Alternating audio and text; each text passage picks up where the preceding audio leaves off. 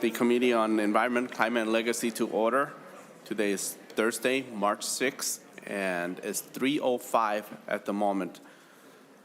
We have almost 2 hours for this, and we're gonna plan to have a hard stop at 5 due to other meeting that require my presence. So we'll have to do a hard stop at 5. We do have quorum at this moment. There also someone's senators online. I'll get the name up there as soon as possible. But we have a number of testifiers, and I'm going to hold firm on the 2-minute presentation from testifiers. And firm meaning I might gavel, I might interrupt you and have you come to a conclusion. The time when your 2 minutes is up. And this is not for sincerity, but mainly just so that we can get, our agenda completed on time. So we have 3 bills today. The first one on the agenda here is Senate File 1690, Senator Kupec, establishing, or in short, the e-waste bill. And if anybody that you have lined up to testify, they can come on to the testify table at the moment. But anytime you're ready, Senator Kupec. Sure. Thank you, Mr. Chair. First, I think before do anything else, I'd like to move, I have an author's amendment, the A2 amendment. Yes, the A2. Yes. Everybody has the A2 amendment? Okay. Yep. Senator Johnson-Stewart, would you move the A2 amendment? Okay, Senator Johnson-Stewart moved the A2 amendment to Senate File 1690. All in favor, say aye. Aye. All opposed, say nay. Okay, motion prevail. Now, Senator Kupec, Senate File 1690 as amended. Sure, I'll just start with the amendment part. The amendment part builds in a partial collector component to the bill to allow for collectors who are interested in participating in the program. It moves out the establishment date of the program by 1 year to 2028, clarifies the definition of a battery, and then also clarifies the exception for lead acid batteries. Some of these we're talking to stakeholders since we've put the bill in, and that's basically the summary of what the author's amendment comes to. So to the bill itself, Senators, decades ago, Minnesota banned e-waste from landfills, passed a stewardship law to manage electronics and batteries because they presented dangers to human health and the environment. Legislators acted and industry took responsibility. Since that bill has passed, about 20 years ago, the world has changed, especially when you talk about electronics and batteries.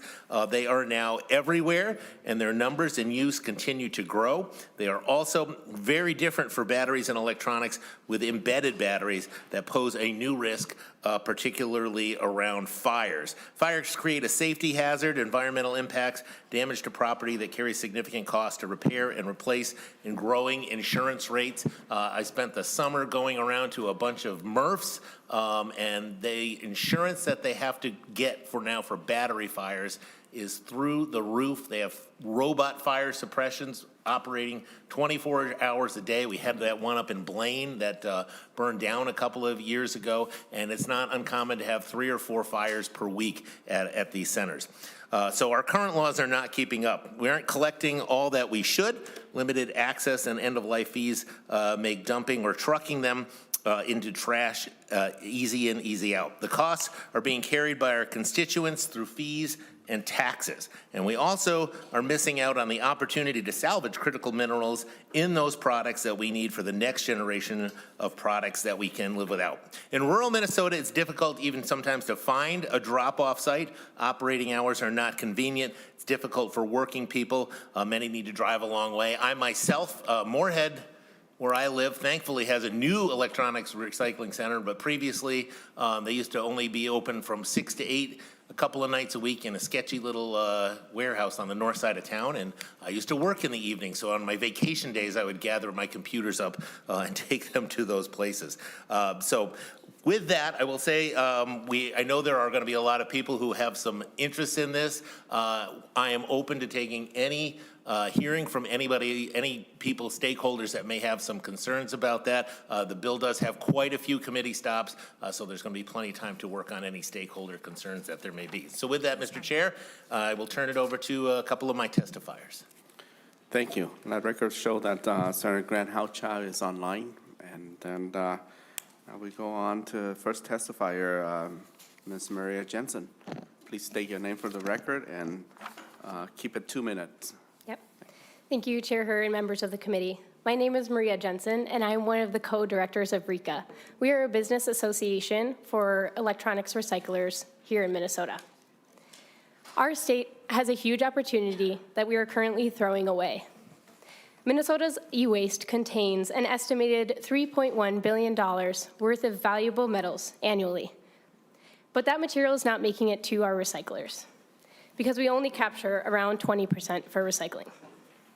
Just by improving our collection system, we can create 1,700 jobs in our state.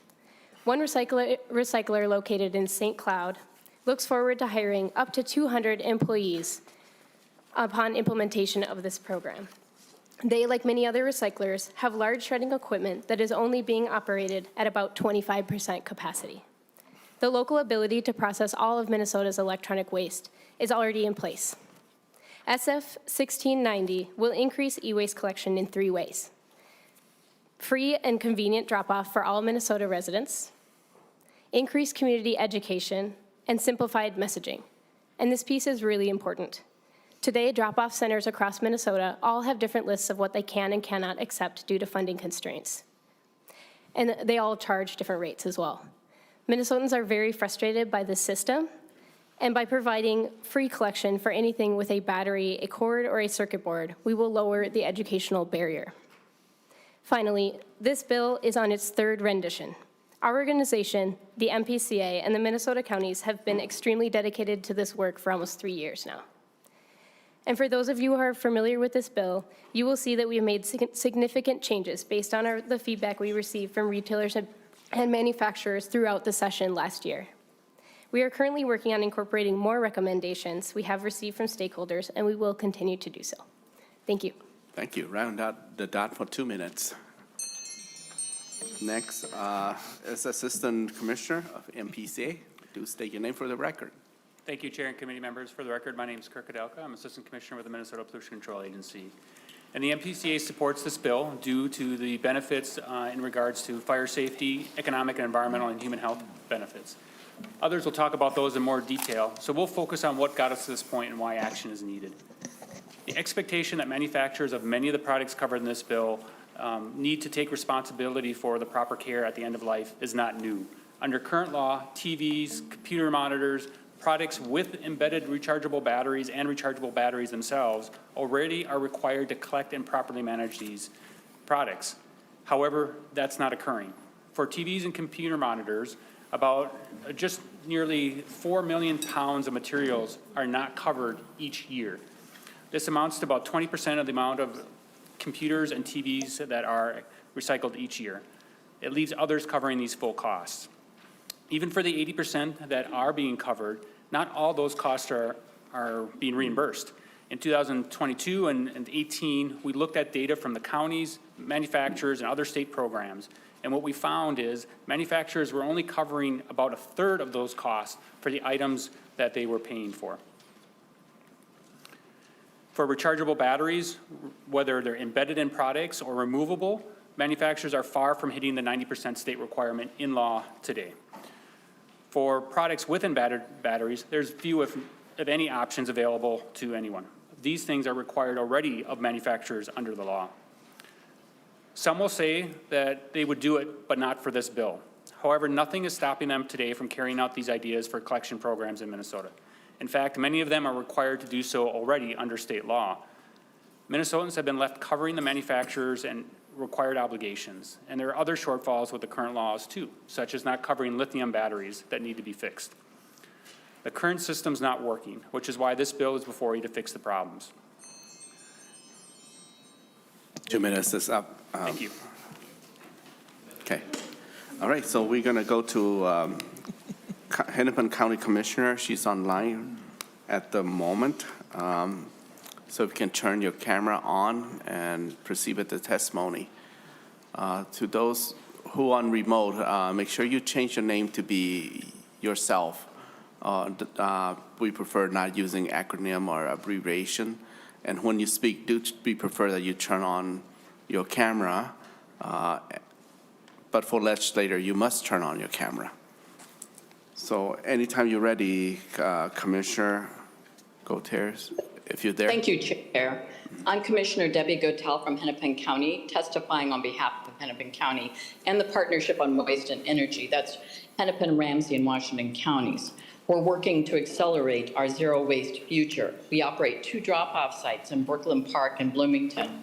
We need to overhaul the outdated electronics rechargeable battery law to meet the needs of residents today.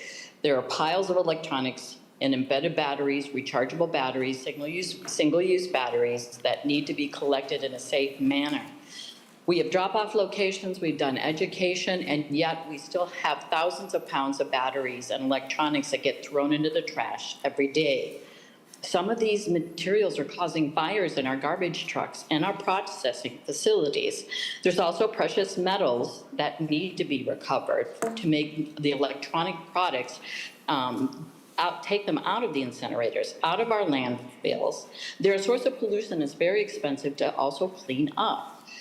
Because the current law does not cover costs of collection, as you've heard earlier, we charge residents $10 to drop off TVs, computer monitors, and laptops.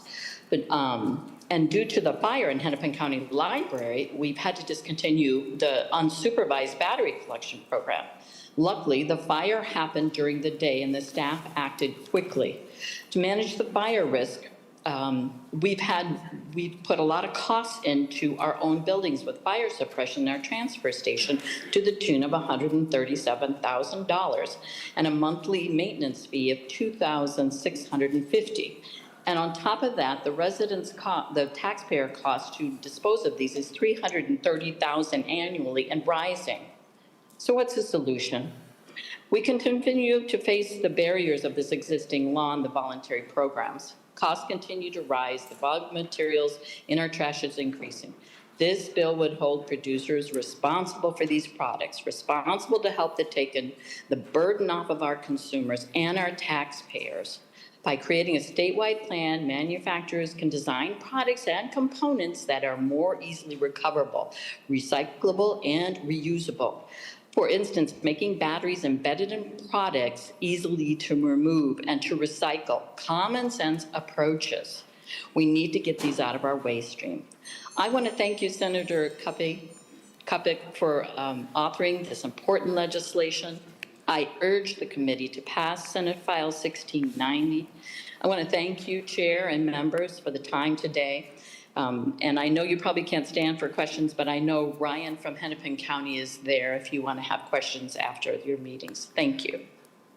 Thank you, Commissioner. And I'm reminded by the rules that even testify have to turn on their camera for those who are on remote. At this time where you're not on yet. I'm on camera. Yes, you were. Yes, Commissioner. Okay. But while those of you are lining up to testify, if you're not on yet, you don't need to, because sometimes AI will display you at your unwanted image. So only when you come on. So Commissioner, Itasca County Commissioner, welcome. Thank you, Mr. Chair and committee members. My name is John Johnson, and I'm Itasca County Commissioner for District 3 of Itasca County. Thank you for the opportunity to testify on behalf of the Association of Minnesota Counties and the Solid Waste Administrators Association today. And we hope that in collaboration with our groups and the industry, that we can come together and solve this challenging problem for our state. Minnesota has product stewardship laws in place, but they're falling short, and instead of manufacturer responsibility, local governments and the public are being left with the responsibility. In Itasca County, there are not options for e-waste or battery recycling currently. This places the burden on the county itself to resolve this challenge. During the summer months, Itasca County pays nearly $6,500 a month for the management and shipping of e-waste out of our county.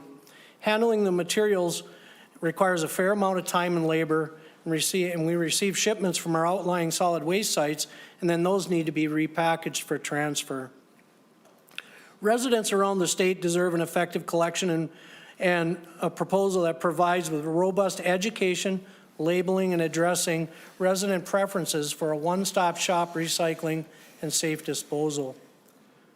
Batteries and products with embedded batteries have become a liability issue which have resulted in skyrocketing insurance costs. Itasca County experienced a fire at our transfer station on Labor Day weekend of 2023, which was attributed to a lithium battery in the waste stream. It was a very costly event, and it cost a lot in infrastructure and man hours, not to mention the risk to our contracted employees as well as our first responders. The importance of diverting these items from our landfills and residential waste streams can't be understated. They are potentially very hazardous to our staff as well as our facilities. In Itasca County alone in 2022, our local revenue is $512,000. SCORE funding is $132,000, Mr. Chair. It costs us $50,000 to handle e-waste. 38% of our funding went towards the management of e-waste, and we need your help with that. Thank you for the opportunity to testify. Thank you. Thank you for your conclusion. Next, I'd like to call Aaron Claims and Ms. Mahler from Eureka Recycling. And anytime you're ready, Mr. Claim, do state your name for the record. Chair Hurd, members of the committee, thank you for the opportunity to testify on SF 1690, and thank you to Senator Kupec for authoring this important bill. My name is Aaron Clems, and I'm the Chief Strategy Officer of the Minnesota Center for Environmental Advocacy, or MCEA. MCEA is a nonprofit organization celebrating our 50th year of using law and science to protect and defend Minnesota's natural resources and the health of its people. Minnesotans are sitting on a stockpile of valuable minerals that could be used to address the climate crisis, but it may not be the one that you think of. It's the pile of defunct and obsolete devices and cords in our junk drawers. MCEA strongly supports SF 1690, which tackles electronic waste collection and processing in Minnesota. As we work for a clean energy transition, the metals in which we are currently hoarding from old electronics represent a clear opportunity for Minnesota to do our part in supplying metals for the clean energy transition. One study found that the average American household generates 46 pounds of electronic waste every year. Another study found that the average American household has about 80 e-waste devices lying around.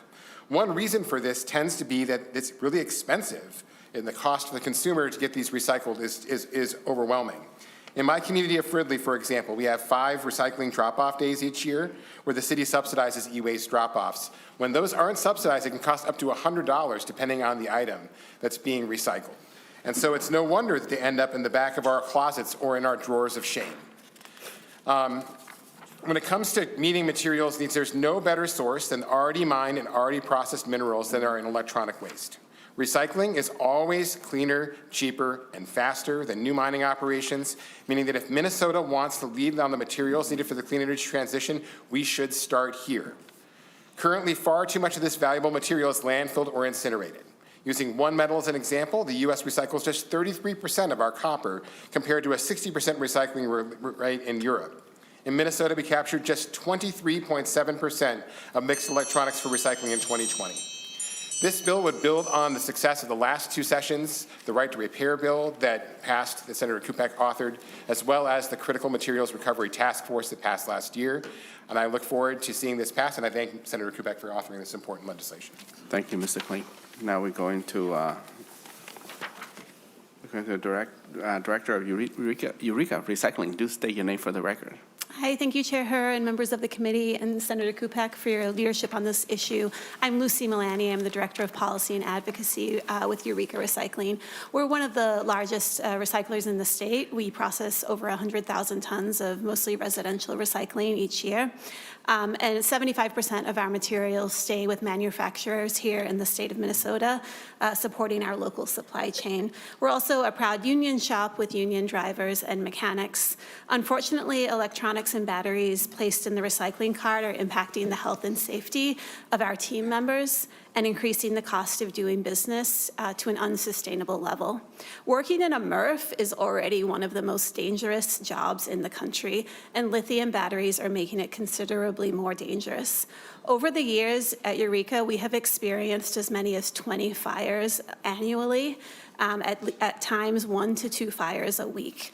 As we've seen at recycling facilities around the country, including the disastrous fire already mentioned today at a transfer station in Blaine in 2018, costing $20 million, these toxic fires are very quickly spread to incredibly flammable plastic and paper. Fires in a truck, or what we call hot loads, are incredibly dangerous. When it occurs, a driver has to immediately find the safest place in the community to dump all of their burning recyclables. This has resulted in injuries to our team members, including third-degree burns. Insurance costs have skyrocketed, making it tough for us to stay in business. A recent study from NWRA found that the rate of catastrophic loss due to fires has increased by 41% over the last 5 years, which has increased the cost of facility insurance by up to 5,000%. The amount of e-waste is only expected to increase. Inaction on this issue will result in continued challenges for our recycling industry in the state and continue to harm human and environmental health. I invite you all out to Eureka to see our team in action and ask for your support of this bill. Thank you. Thank you, Ms. Maloney. I'd like to invite Ms. Ivana Stard and Tammy Warloff to the testimony stand here. Anytime you're ready, Ms. Stard, and do state your name for the record. Chair Her and members of the committee, I'm Ivana Stark, State Director of Clean Water Action. Our mission is to ensure that all water is clean, swimmable, and fishable for generations to come. I appreciate your time, and we're grateful to Senator Kupec for carrying Senate File 1690. I've been watching this bill move through the process for almost 3 years now. We've been working with Ms. Jensen since last year. Best Buy requested that this bill be funded by an extended producer responsibility model and declined to give any further guidance on what they would like to see with this bill. This was on July 17th, 2024. Since then, the bill has been redrafted to meet that request. They were provided with language as soon as it was available, but since receiving language, they have simply complained about the process rather than providing usable feedback. We're still waiting to hear more feedback from stakeholders and truly want to meet their needs, but constructive feedback is needed in order to do so. I'm here today because e-waste is an urgent issue that should, in theory, be easy to solve. Instead, we see the people of Minnesota who must live with the negative impacts of pollution being held at the mercy of big business, refusing to engage in a meaningful process that protects Minnesota. I've seen hearing after hearing for a variety of bills, and we see big names like Amazon, Google, Meta, and others stroll in and throw their weight around, and I think we may see that here today too. More often than not, these companies haven't been a part of the process but are eager to kill quality bills that will improve the quality of life for the community. So all I simply wanted to say today was that this bill does a lot of good to protect Minnesota. I'm asking you all to consider the needs of the community over the bottom lines of these multi-billion-dollar companies. I do not care about CEOs making more money in 1 year than I'll make in a lifetime. I care about my 2 kids and their friends having clean water, breathable air, and safe food. So please consider the long-term impact of doing nothing and letting this bill languish for another session. Please vote yes. Thank you, Ms. Stard. Next, Ms. Warloff. And I want to call Mr. Tim Dunn over to the testify table too. And if you know your order on the list, do just come on as soon as the table is available. So go ahead, Ms. Warloff. Chair Her, members, my name is Tammy Walhoff. I'm the Director of Lutheran Advocacy Minnesota. We are a ministry of all 6 Minnesota Lutheran synods. Those synods are made up of almost 1,000 ELCA churches and well over 600,000 baptized members statewide. To quote our statement on care of creation, passed overwhelmingly by the church-wide assembly back in 1993, we of the Evangelical Lutheran Church in America are deeply concerned about the environment, locally and globally. It should also be noted that we see the despoiling of the environment as nothing less than the degradation of God's gracious gift. As such, we support the Electronic Waste Collection and Recycling Bill, SF 1690, and hope you will recognize its importance to the stewardship and care for the earth and its people. We have been hearing from individuals and churches, particularly in Greater Minnesota, trying to do the right thing by recycling, who cannot find how to dispose of electronic waste responsibly in whatever part of their state they are located. Free and accessible drop-off or collection must be available statewide, along with education about what constitutes electronic waste.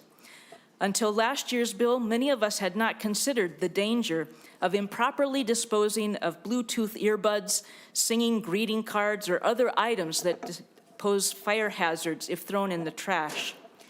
With accessible collection paid for by the manufacturers, our state can both guard against toxins in our air and water and extract the minerals that are needed in the production of more batteries and electronics, particularly as we move into the electric economy. True stewardship must consider all these concerns. Once passed and implemented, we intend to educate through our church networks to help dramatically increase electronic recycling. Please don't let us down. Please vote yes on SF 1690. And thank you, Senator Kupec, for introducing this bill. Thank you for your testimony, Ms. Wolof.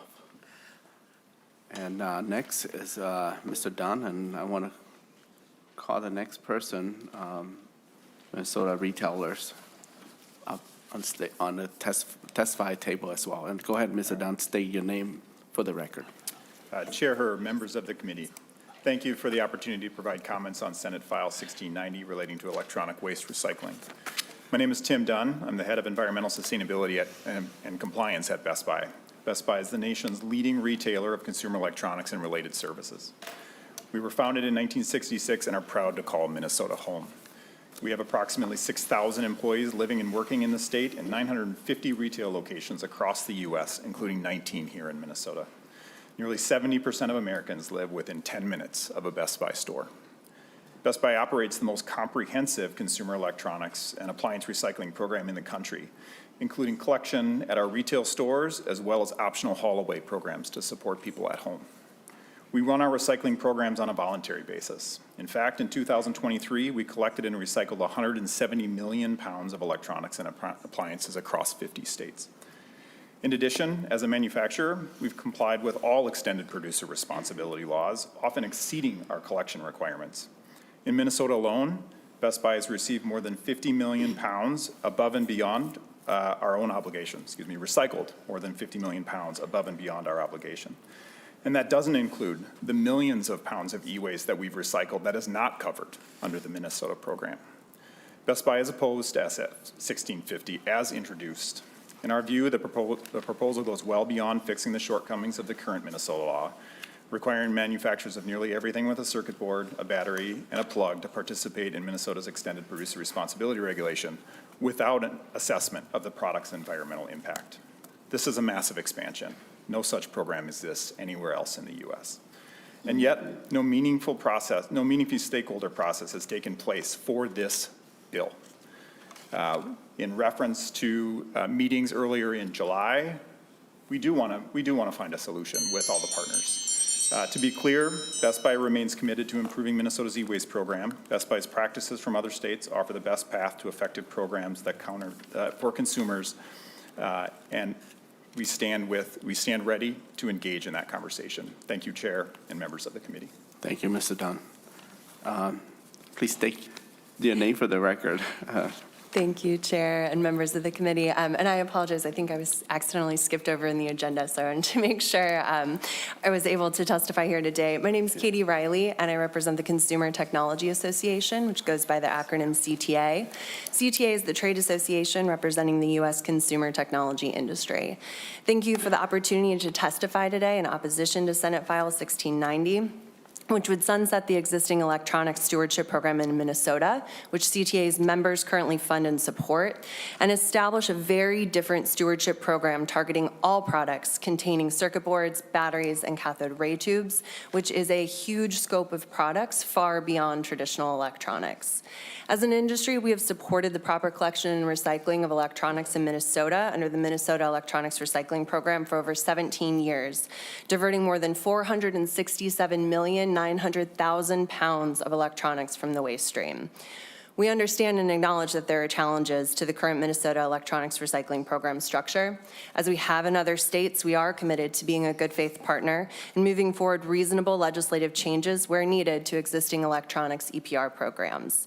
CTA felt it was making progress with stakeholders on possible reform to the Minnesota program in the first part of 2024, but then we were shut out of the smaller stakeholder group that developed Senate File 1690, the proposal here today. Consumer technology companies want to ensure their products are recycled in a safe and responsible manner, but the proposal in Senate File 1690 would upend the current system for electronics. We have multiple concerns around the proposal, from product labeling to the costly single stewardship organization structure to the broad scope of products impacted, and based on a brief review of the amendments introduced a little bit ago, also attempts to manage organohalogenated chemicals in products. We are committed to being an active stakeholder in dialogue around reform to the existing Minnesota Electronics Recycling Program. As such, though, we request that the committee opposes this bill, which goes far beyond addressing the challenges to the existing program. Thank you for your time, and I'm happy to answer any questions. Thank you, Ms. Riley. The next testifier is Bruce Nusted and Andrew Morley. Do come forward. And state your name for the record, Mr. Orda. Am I correct on the pronunciation? You're great. Thank you, Chair, and members of the committee. My name is Bruce Newstead with the Minnesota Retailers Association. We work with retailers across the state, representing about 1,200 storefronts that serve Minnesota consumers, small, mid-size, and large retailers. Ensuring that Minnesota remains competitive in today's global marketplace is critical for us, not just for businesses, but for the consumers we serve and those communities in which we operate. I'm proud to work with retailers that take sustainability seriously. In fact, we think Minnesota has been a leader in implementing responsible e-waste, battery recycling laws, and other type of initiatives. However, Senator Kupec's bill takes a significant leap forward beyond what we've seen really across the U.S. and arguably anywhere in the world. This bill would create a program that would apply to nearly all products, as you've heard, that would contain a rechargeable battery, a circuit board, or even just an electrical cord. This is a significantly broadening of the state's approach to e-waste, and it has some concerns for retailers. I really do believe that Minnesota is considered a leader in retail sustainability in several ways, particularly due to our strong policies on e-waste and batteries, but also our corporate sustainability initiatives. Our state has been at the forefront of extended producer responsibility, as you know, over the last couple of years. In fact, we have retailers here in the state that have made sustainability a priority, leading efforts in waste reduction, energy efficiency, and responsible sourcing. Minnesota is also, as you know, implemented some real strong waste diversion programs aiming to increase recycling and reducing landfill waste. I think we should be proud of how the state and the private sector and how those efforts have come together to generally balance environmental sustainability and business competitiveness. We often at the association talk about cross-border competitiveness. I'm sorry about that, Representative Kupec. He probably hears about way too much. But we know that we need to create a competitive environment here for our retailers. Minnesota already tends to have higher taxes and costs. In fact, small retailers and those on the border are disproportionately impacted by those impacts. Prices for consumer goods in Minnesota are frankly a little higher compared to Iowa and Wisconsin due to factors like sales tax differences, business regulations, and overall cost of living. Unfortunately, what we have before us doesn't represent a process, as you just heard, built on collaboration. As you've heard from others, this has not been fully vetted with all stakeholders. And Mr. Chair, we do stand ready to work on this important issue and be a partner in it, and thank you for your time today. Thank you. Next, do state your name for the record. All right, Chairman Herr, Senator Kupec, and members of the committee. My name is Andrew Morley, and I'm with the Minnesota Chamber of Commerce. Our membership includes more than 6,000 businesses across the state. Thank you for the chance to comment on SF 1690, legislation that creates a new electronic waste recycling program in Minnesota. The Chamber welcomes the conversation on how to better deal with electronic waste. SF 1690 creates a producer responsibility program that taxes anyone who manufactures or imports electronics in Minnesota. To fund the program, businesses will be hit with an opaque administrative fee calculated by a nonprofit operating the program. As the governor noted in his budget on the e-waste section, under the single pro and stewardship plan, manufacturers will need to implement system changes and investments statewide, end quote. Meanwhile, last session, Minnesota became the 5th state to pass an extended producer responsibility law for paper and packaging. SF 1690 will layer this undetermined fee with system change requirements for statewide collection of e-waste, making Minnesota the first nationwide. Too many questions remain. Is there a group that is equipped to come in and operate the program? Has the agency provided a fiscal note? Because this would be a first-in-the-nation system, only Minnesota will be levying this tax. Last, the bill ignores the success we've had here. For almost 2 decades, Minnesota has operated a successful electronics recycling program. 93% of Minnesotans are within 15 miles of an e-waste collection site, and e-waste comprises only about 2% of our waste stream. Chamber members participate at every level of our recycling infrastructure and were instrumental in Minnesota leading the nation in recycling rates. We also recognize the importance of continuing to improve recycling to take financial pressure off counties, create value from waste streams, and steward our environment. The Chamber stands ready and willing to work with the counties, the MPCA, the bill authors, and this committee to come up with a workable solution that responsibly cleans up our electronic waste while ensuring Minnesota remains competitive. We heard earlier today that Minnesota's fiscal outlook remains serious. This is long before state agencies catch up with the new regulations passed last biennium. Passing new fees, taxes, and regulations impedes our economic growth, which will further harm Minnesota's state budget picture. Minnesota businesses, consumers, and families have said clearly that costs matter. Adding additional fees and regulations contribute to that burden. Thank you, and I look forward to your questions. Thank you. And next testifier, do state your name for the record. Thank you, Mr. Chairman. You were close. My name is Mark O'Rada, and I am here representing the members of the National Electric Manufacturers Association, or NEMA. And while NEMA is new, more actively in engaging in the state process, we look forward to being much more engaged in these discussions in Minnesota. In fact, our board chair actually resides in the state. At NEMA, we connect the world to what is possible. We are the leading organization representing the electro industry, manufacturers who are creating our all-electric future. We provide policy leadership, market intelligence, and importantly, standards for the industry that is making our future electric. We set the standards for safe, efficient, and innovative electrical products and systems in our homes, workplaces, schools, and healthcare facilities. NEMA, formed in 1926, represents over 300 leading manufacturers of electrical technologies. Collectively, NEMA members contribute 1% GDP with a market exceeding $375 billion and employ more than 450,000 Americans covering every state. With over 50 product lines, including batteries, lighting, the electric grid, EV products, cybersecurity, and much more, NEMA members' products touch numerous aspects of consumers' lives throughout the day. While NEMA supports good environmental stewardship and the recycling of various electronic components, we do have strong concerns with Senate File 1690 and its sweeping definition of products to be covered. As a former member of this body, I remember well discussions of unintended consequences. I'm sure they still occur. That there very well may be those kinds of consequences as we look at the overly broad language of this bill. EPR programs tend to focus on a particular product category of the sales and distribution channels and the RPOs that manage the waste, e.g. Paint, mattresses, lamps, and such. Senate File 1690 is overly broad. It would capture products like electronic dimmers, programmable thermostats, motorized shade, chargers, etc. When done properly, recycling programs will maximize the environmental social benefit at the lowest cost. The language of Senate File 1690, loosely worded and overly broad in scope, minimizes the benefits while maximizing the cost, which cannot possibly what you intend. Thank you, Mr. Chairman. Thank you, Mr. Arruda. Next, we're going to go to testifier online, and I'm going to call first Mr. George Kirchner, Executive Director of PRBA. Do turn on your camera when you speak and state your name for the record. Following Mr. Kushner is Ms. Bernard. Thank you, Mr. Chair. Members of the committee, I'm George Kirchner, Executive Director of PRBA, the Rechargeable Battery Association. PRBA strongly supports responsible stewardship of batteries at end of life, as well as steps to ensure the safe handling of those batteries. However, we must oppose SF 1690 for many reasons, and I will highlight some of those concerns within our 2-minute allowance here. Our members do include the major manufacturers of rechargeable and non-rechargeable batteries, as well as leading manufacturers of battery-powered electronic equipment, power tools, outdoor power equipment, medical and military equipment, and hybrid electric vehicles. Our members also include battery recyclers and retailers. This year, PRBA is active in 15 states working on portable battery EPR legislation that addresses the fire risks, the battery fire risk the waste industry is facing at their facilities. We have also worked with state agencies, NGOs, and legislators over the past 4 years to help enact portable battery EPR legislation in Vermont, Washington State, California, Illinois, and Washington, D.C.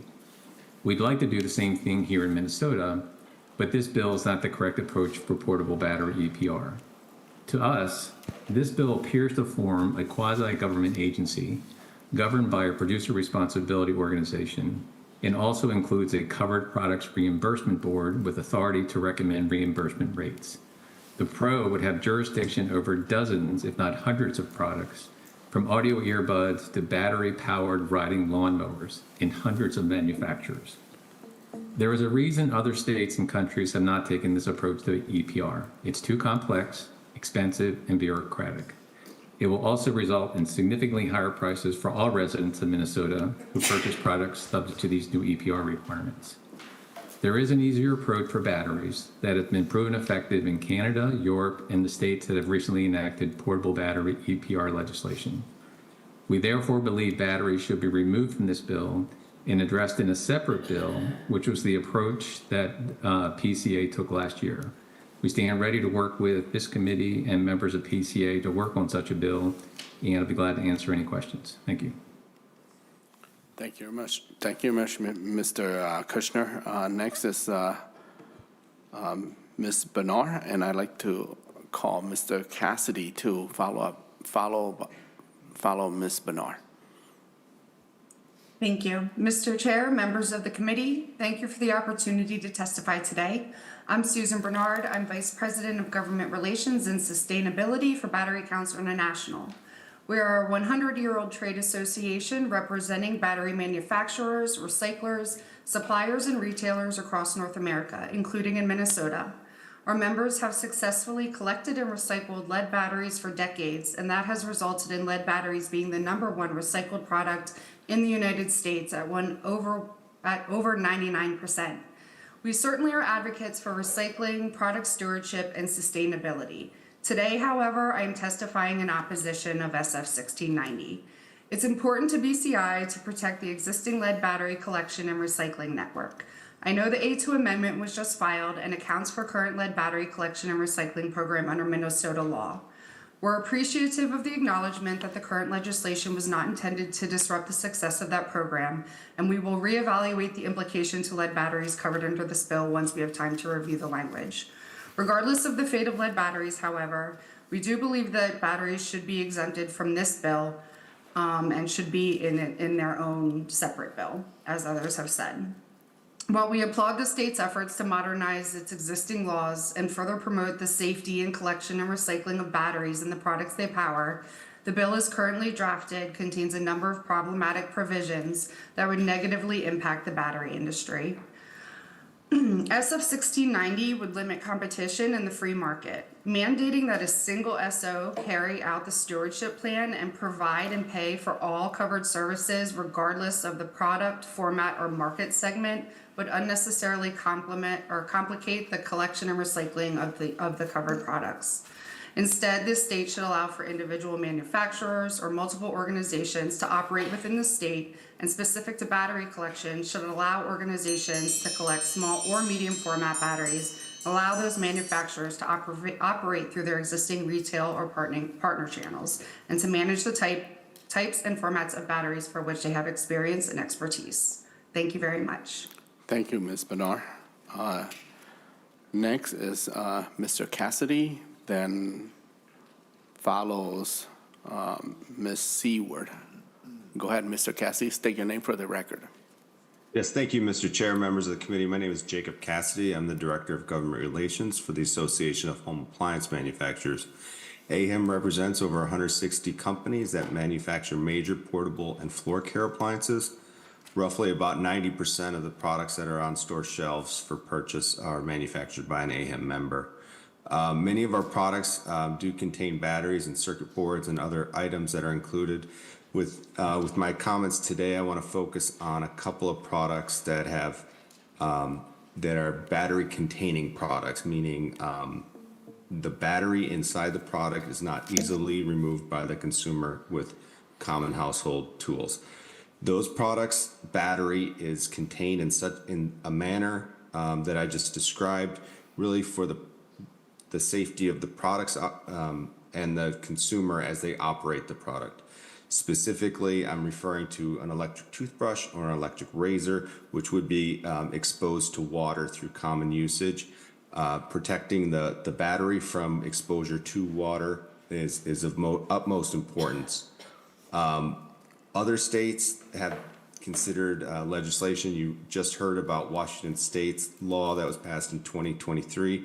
I have this included in my comments for your written comments for your reference, but they did exempt batteries that are not easily removable with the language, including the language that essentially a battery containing products that is not intended or designed to be easily removed from the battery containing product. Those products are exempted, and just for your knowledge, easily removed means essentially can't be removed without a common household tool.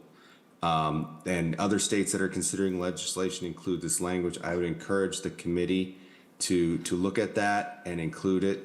Really, it's about protecting the consumer, protecting the integrity of the appliance, and with that, I'm happy to take any questions.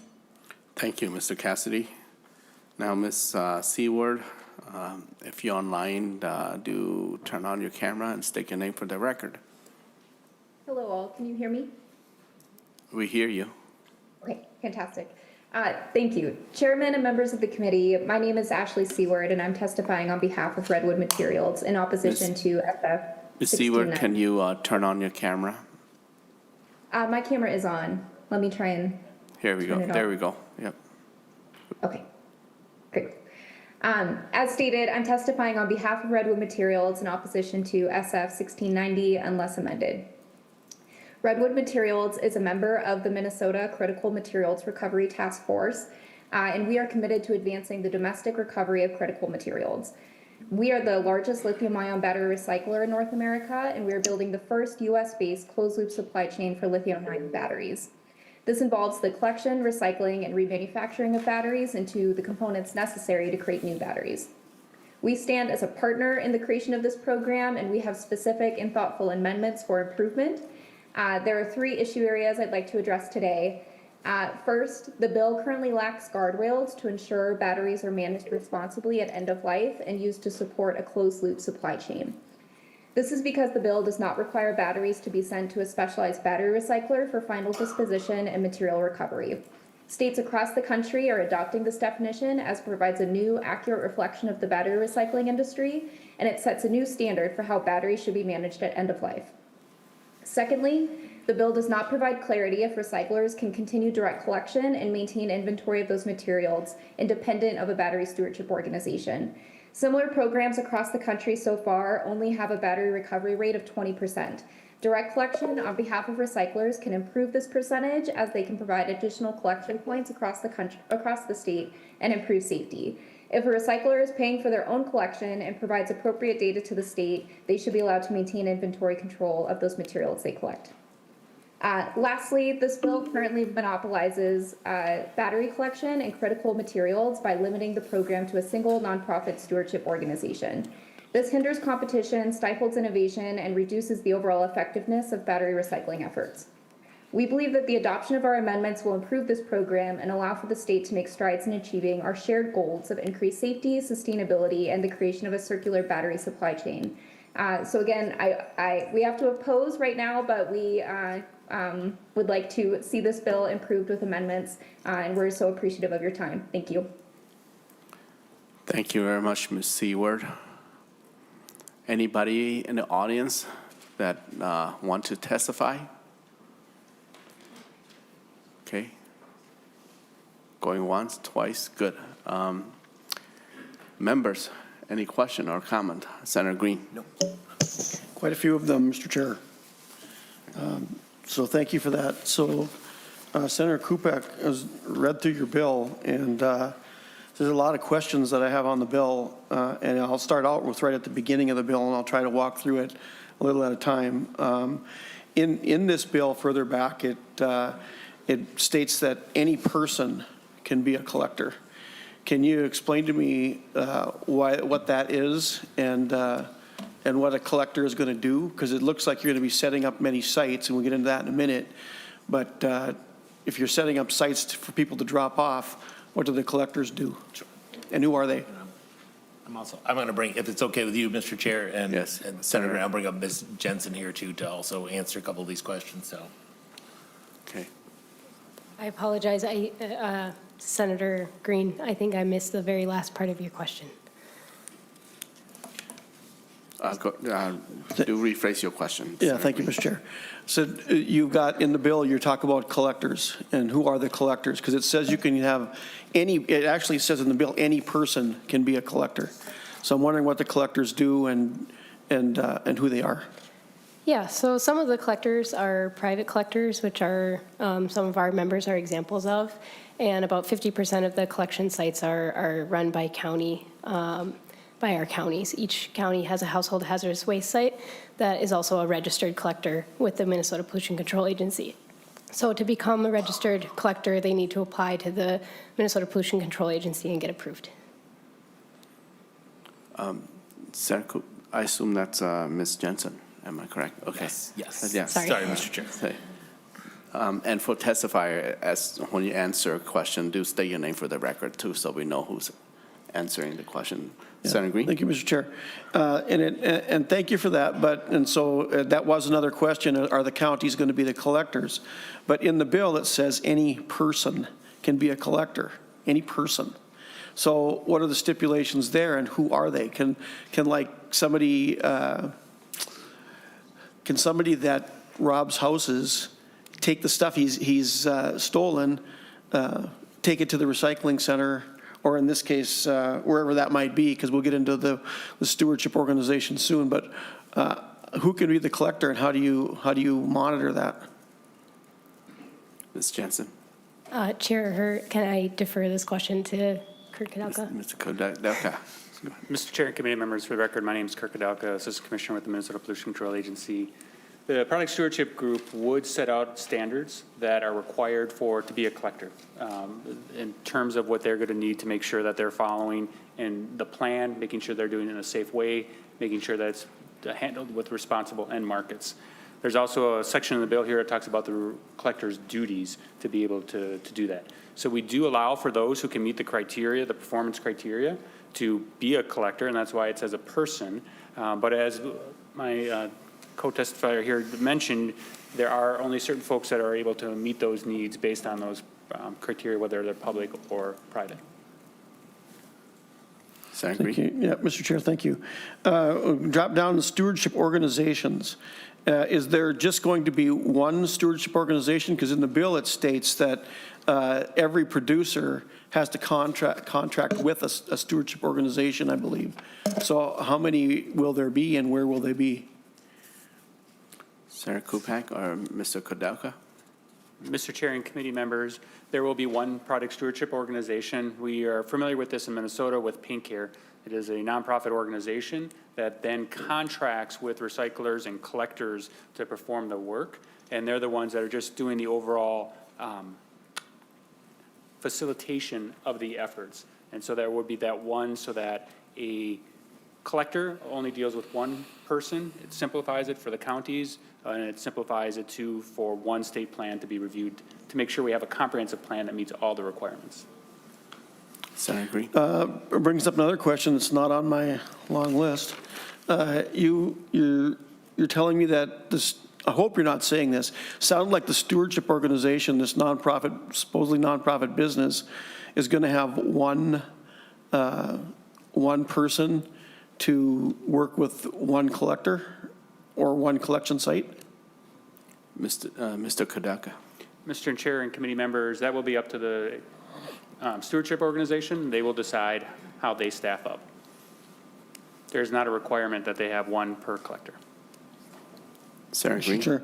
We'll keep going here. I did notice in here that in the bill, it talks about the board that's going to set the standards for how much they can charge for the charge to producers. And it's 2 members representing household hazard, 2 members representing collectors organizations, and 4 members representing and nominated by the stewardship organization. So do you see an issue with the fact that you're going to be having the stewardship organization that's going to be collecting the money, being able to pick the people that are going to be telling the producers how much money they have to pay? Mr. Kodaka. Mr. Chair and Committee, the reimbursement board is about the reimbursement for collection cost and the recycling cost that the product stewardship organization would set.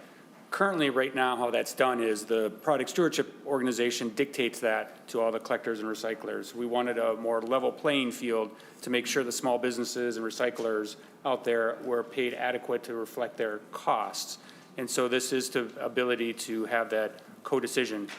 The producers are the stewardship organization. They're the ones who establish it. They're the ones that have control over it. So they will be part of the conversation. They're at the table. Senator Green. Excuse me. So thank you, Mr. Chair. So the stewardship organization, the nonprofit, is going to be made up of businessmen and women? Mr. Kodaka.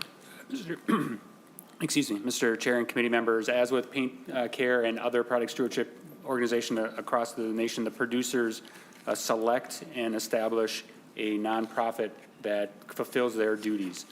If they decide that that product stewardship organization is not fulfilling their duties, they could form another one that would then carry out their duties under the law. Mr. Chair, okay, it's the stewardship plan then.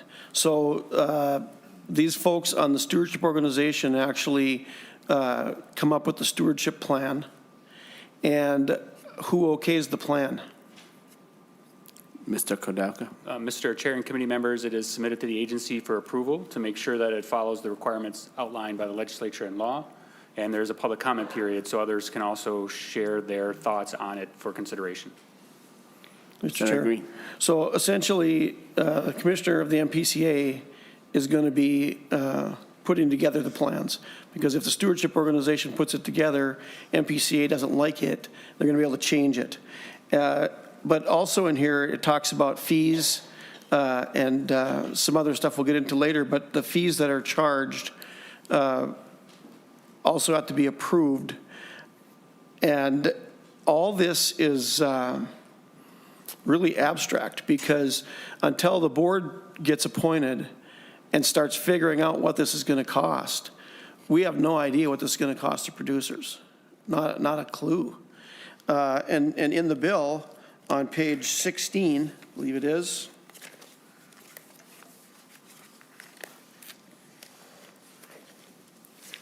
it talks about, took too many pages out.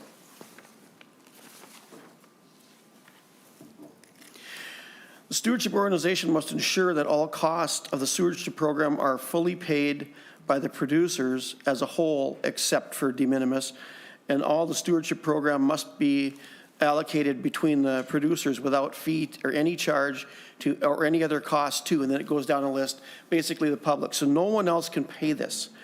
But your producers are going to have to raise their prices to reflect this. So at the end of the day, the consumer is going to pay this. I mean, and that's should be standard knowledge to everybody, but the bill is a little deceiving when it says, basically, it looks like it's saying that none of these costs are going to be passed on. It has to be paid by the producer. But this is going to drive up the cost of batteries. Now, did I read in here correctly that in this bill, online sales are not included in this? Sarah Kupec or Mr. Kodaka? Mr. Chair and committee members, online sales and businesses through online services would be covered, as it is with other product stewardship organizations. Senator Green. Okay, so I'll have to go back and look that up, because I thought there was an exemption in there for people that bought online. how are you going to enforce that? Because in the bill, it also speaks of not enticing people to, producers to join this program, but it talks about inducing them. So there's going to be probably some pretty heavy fines. In fact, in here, I believe if they're not complying, or maybe the agency doesn't think they're complying, that they can be charged up to 3 times the cost. So it bothers me a little bit that instead of saying to a producer, you know, we want you in our program, what can we do? The language says, you're going to be in our program and you're going to do it the way we say, or else. Am I reading that correct? Mr. Kudelka? Mr. Chair and committee members, the Product Stewardship Organization will work with producers to make sure that they are signed up.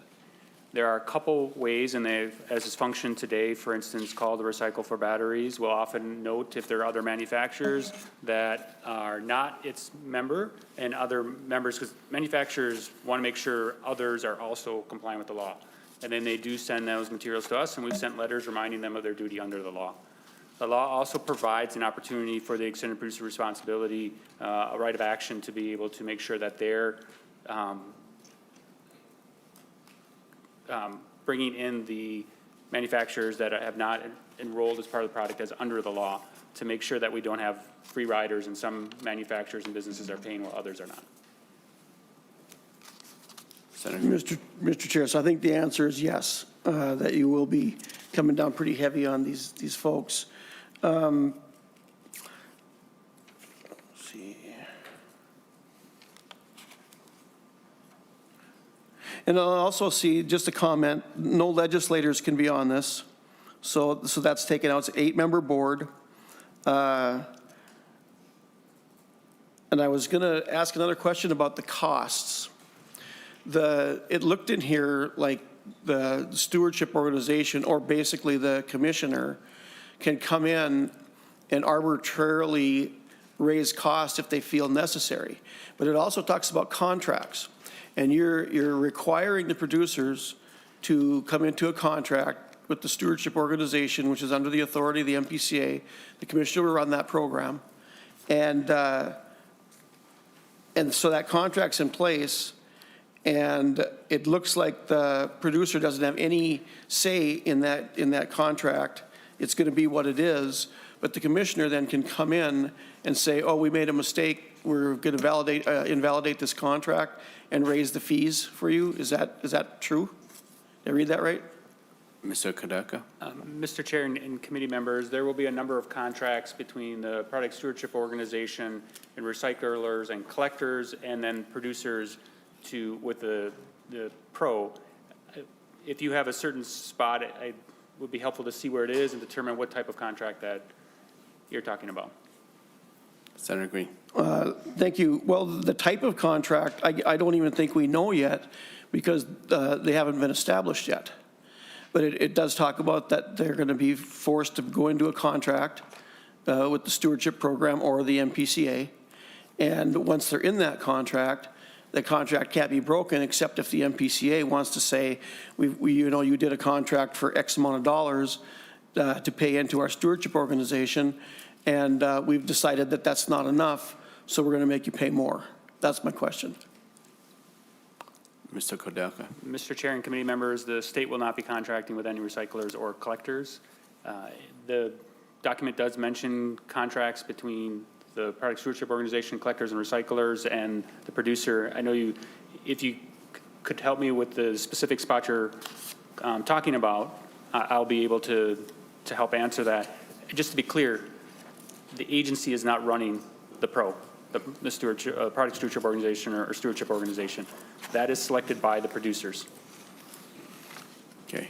Mr. Chair? Senator Green. I'm pretty sure that I read in the bill, and I've got all kinds of tabs here, that the commissioner will oversee the stewardship organization. And they will report to the commissioner. And the commissioner will decide if the plans that they're coming out with are approved or disapproved. So, it's kind of semantics to say the MPCA is not going to have authority over this organization when they are pretty much overseeing the whole thing. And right now, Mr. Chair, I'm going to let other people ask questions while I look up the spot where the contracts are. Okay. Any question from members? Other additional? Senator Johnson-Stewart. Thank you, Mr. Chair. I cannot remember who said it, but I wrote down a statistic that 2% of our waste stream is classified as e-waste, and I wonder if anyone could give me some more background on that. Perhaps Ms. Jensen or anybody who has data on, in fact, is it just 2%? I was pretty surprised when I heard that, Mr. Chair. Ms. Jensen, or any, if you okay Yep, with Chair that Hurd, answer? Okay. Members of the committee. Yeah, that's EPA data. Somewhere between 1% and 2%, I believe, is what they report. Okay. Senator Johnson-Stewart. Thank you, Mr. Chair. I have a question for the Assistant Commissioner. We heard several testifiers talk about separating out the products, one for batteries, one for circuit boards, et cetera. Could you comment, please, on what would be the result of us separating out all the products into our own programs? And I apologize if that was talked about last year. I was not here. So I would appreciate a brief summary, if that's possible. Thank you, Mr. Chair. Okay. Assistant Commissioner. Mr. Chair and committee members, that would mean there would be 4 or 5 different product stewardship organizations or more. That would mean 4 or 5 different stewardships, different administrations, billing, reporting systems, 4 or 5 different trucks going to the same collector to pick up their different pieces. So there would be, we're trying to consolidate and bring efficiency to the system by having one. It would also mean likely then a consumer would have to go to different locations. They would bring their e-waste to one location, their batteries to another location, their embedded batteries to another. And then those who are collectors and recyclers would have 4 or 5 different people to report to annually to file reimbursements to do the paperwork. So we, as a coalition, the groups that came together on this bill, believed we wanted a more efficient system and lower those prices for everyone.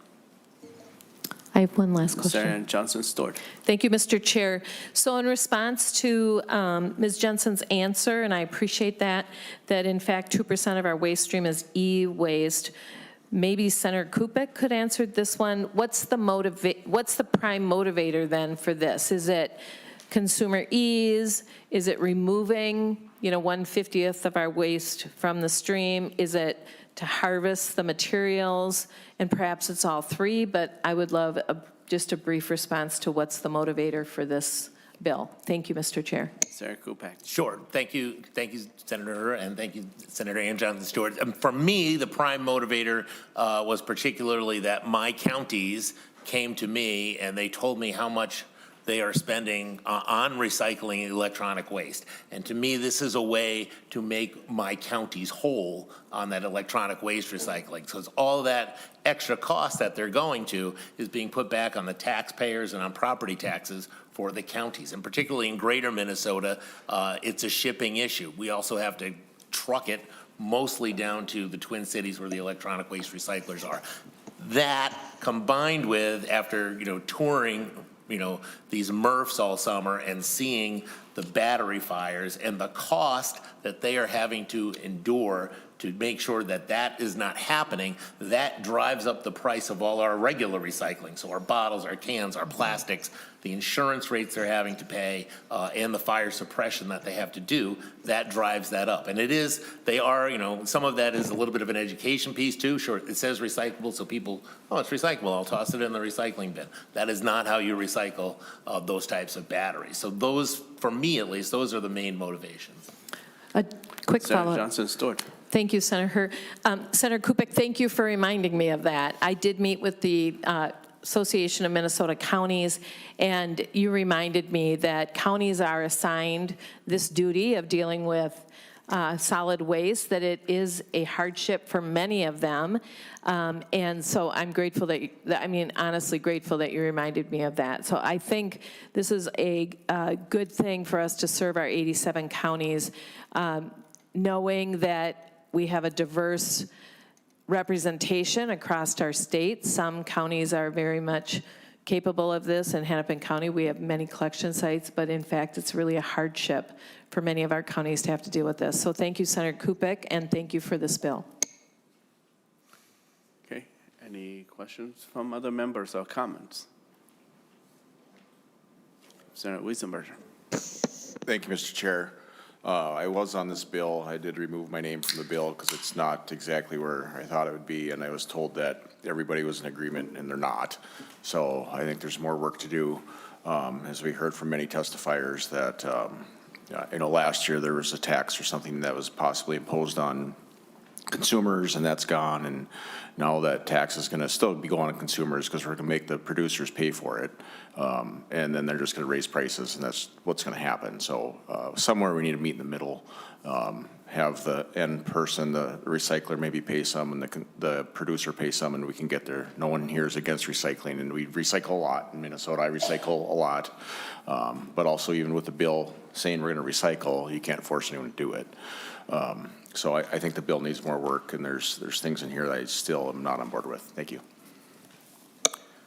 Senator Green, do you find? Thank you, Mr. Chair. I've got a couple more questions, and then I'll let it go. But what I was looking for was on page 9, and it says by October 1st, 2026. I think you did push that date back a year as I look at your amendment. All producers must contract with a single stewardship organization. And then further down, it says by that date, the stewardship organization must submit a single stewardship plan meeting the requirements of subdivision 2, and then it goes into the rules that are going to be put there. So they are going to be forced into a contract. They have to do that. The plan that they put forward is going to have to be approved by the commissioner. So that's what I was talking about there. But on the, there's a couple of other things in here, and one, it talks about any population less than 10,000 has to have 2 sites for collection. If you go over that, basically it says for every 10,000 people, you need 1 more site for collection. And I'm wondering, did you do any kind of a survey to figure out how many of these sites we're going to have around there, around the state? Mr. Kudelka. Mr. Chair and committee members, there is the convenience standard, as you mentioned, on page 13 of the bill that talks about how many are needed. The goal here is to make sure that we have every county in the state has collection opportunities. Under the current e-waste system, for instance, there are not opportunities in some counties to be able to turn in their products to be properly managed. And so this would set the floor for it. It does, more populated communities would require more, and so it's at graduated scale. Where exactly those are located would be set by the pro, so we don't have a map of where they would be. That would be something the Product Stewardship Organization would set up. Thank you. So, Mr. Chair, so it's another unknown. And there also talks about, I think, bringing forth lawsuits. And so it looks like it might be a one-way where if the producers don't comply, they can have a lawsuit brought to them by the stewardship organization or maybe the commissioner, but I don't see anything the other way that gives the producers any option to come back.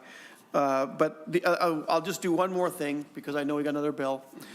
In here, it talks about the collection sites. And that's why I asked how many there's going to be. Because according to the bill, everything has to be paid for except for the property where the collection sites are. And so if I read that right, that's excluded from being paid for in this bill. So if for 1 for every 10,000 people, that's a lot of sites. And would that fall to counties, to cities? How would that be paid for? And that's why we need the estimate. That's why this bill is far from being ready to move forward. Mr. Kudelka. Mr. Chair and committee members, thank you for the question. Our staff was able to help get that. We do roughly estimate to meet the convenience factor, there would need to be 200 locations. Where they're located, that would be the pro reaching out and having contracts with folks. So I'll use an example right now of our our paint product stewardship. They contract with the county household hazardous waste programs to be able to cover that, or some e-waste manufacturers contract with the private haulers and that to be able to collect the materials. So they will set up those contracts. The bill then says their costs, that collection site, whether it's a county or a private collector, would be reimbursed for by the pro. So their costs for having that site would be reimbursed through the product stewardship organization. It wouldn't be additional cost. Right now, what's happening, and I'll use the example of counties, is about 2/3 of the cost are being covered by the counties when they receive an old TV or a laptop. And so this would make sure that the counties are made whole and it's not on the taxpayers that are covering the cost. Thank you very much. Any further discussion? Senator Lane? Thank you, Mr. Chair. And I'm a little worried about the public nonprofit partnership that seems to be taking shape underneath this bill. And in particular, paragraph 12.25, it states by January 1st, 2027, by April 1st of each year thereafter, the stewardship organization must submit an annual budget for the stewardship program, broken down into the stewardship program for estimated costs of administration, collection, sorting, storage, transportation, processing, refurbishment, repair, reuse, recycling, disposal, and communications not cost, including the cost of fees under this section of law. The part that gets me is when you go into, but not including the cost for lobbying, costs associated with litigation against the state or penalties imposed by the state, the budget is not subject for review. Now, in the last couple of years, I think everybody sitting at the table has been well aware of the nonprofits and the losses to the state. We're trying to stand up an Office of Inspector General currently to review budgets in the OLA or the Attorney General's office for that matter. To have something that says the budget is not subject for review, I don't think I've ever seen that. Mr. Kudelka.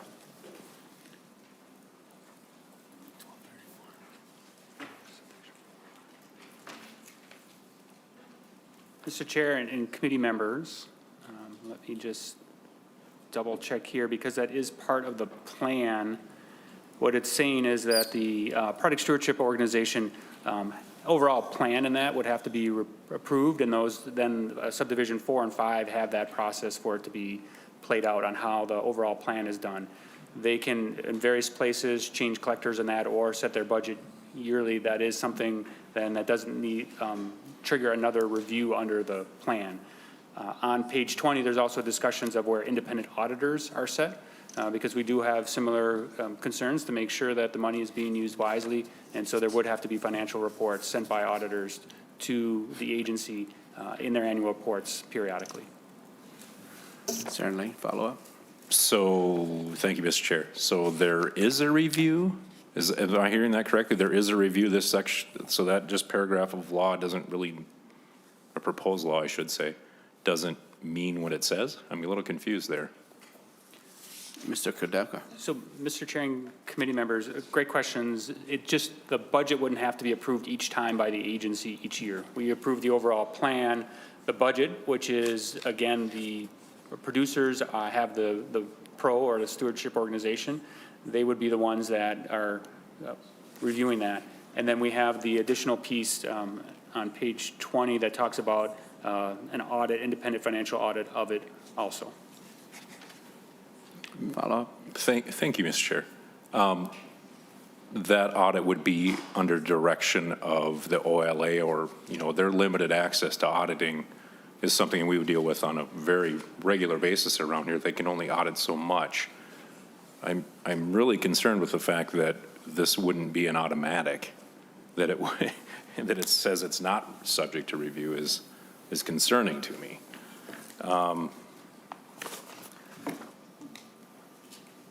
Thank you, Mr. Chair. The other section, section 25.20, talks about the limited private right of action against producers. Except as provided in paragraph D, the stewardship organization may maintain a civil action against one or more of those producers to recover a portion of the stewardship organization's costs and additional amounts according to this subdivision.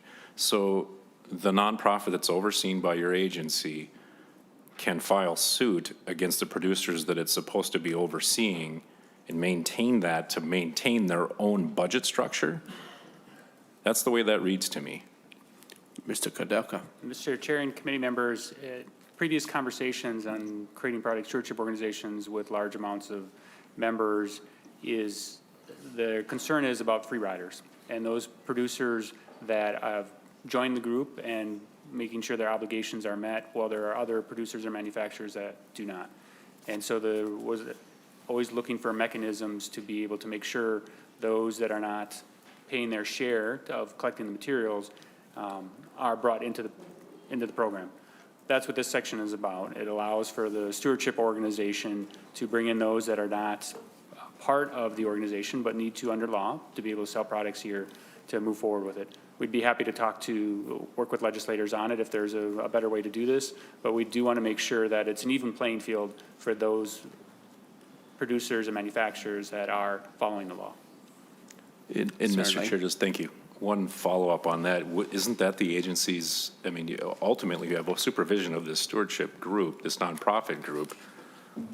Why would you need to put that in law? Isn't that kind of a given? Assistant Commissioner. Mr. Chair and committee members, the agency would have a role to be able to look at manufacturers that are not complying. That is one tool, but we've been asked in the past for other tools also.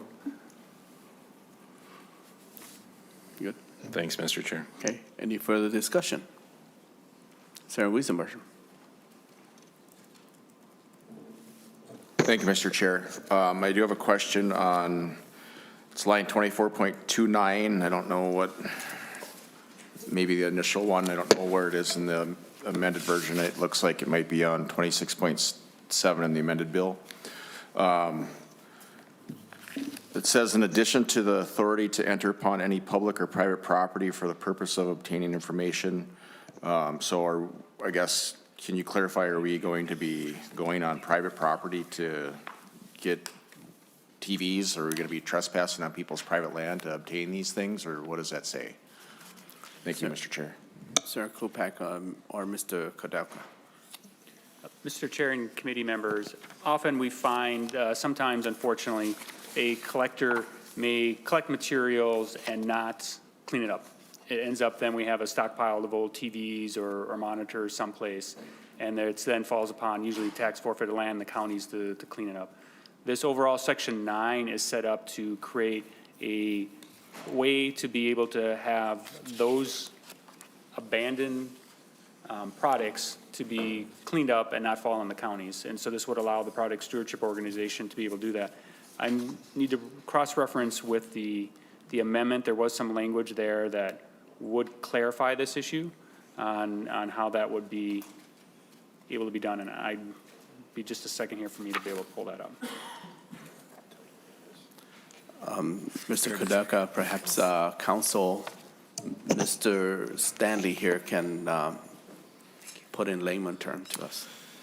Mr. Chair, I think the language that Assistant Commissioner Kudelka is referring to is on line 5.24 of the amendment, which talks about the consent of the person that owns the property.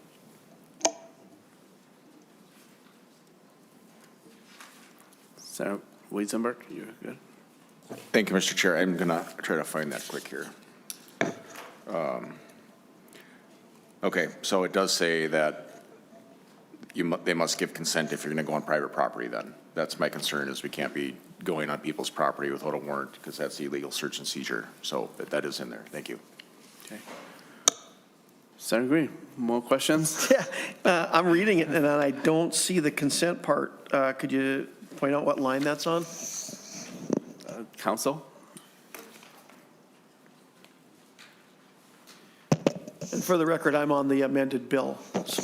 Yeah, Mr. Chair and members, now might be a good time to talk about one of the documents that was posted. It's the second bullet point under this bill, and it is a unofficial committee engrossment.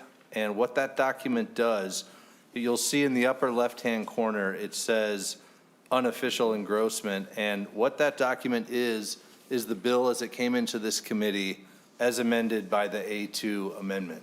And so if you can see the new language that talks about the consent of the property owner on page 25 of that document, lines 23 and 24.